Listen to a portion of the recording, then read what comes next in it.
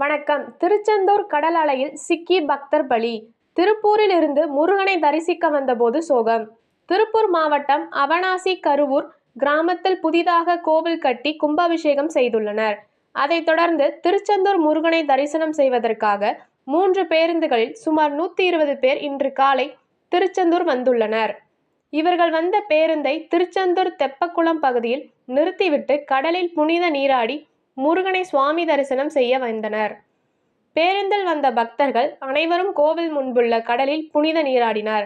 அந்த சமயத்தில் இவர்களுடன் வந்த பழனிசாமி என்பவர் திடீரென வந்த கடல் அலையில் சிக்கி இழுத்து செல்லப்பட்டார்.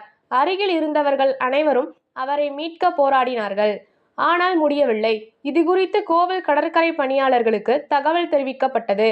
இதையடுத்து அந்த இடத்திற்கு வந்த கடற்கரை பணியாளர்கள் நீண்ட நேரம் போராடி பழனிசாமியை இறந்த நிலையில் மீட்டனர்.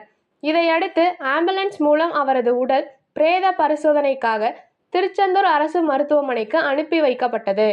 இந்த சம்பவம் குறித்து திருச்செந்தூர் போலீஸ் காவல் நிலைய போலீசார் வழக்கு பதிவு செய்து விசாரணை மேற்கொண்டு வருகின்றனர்.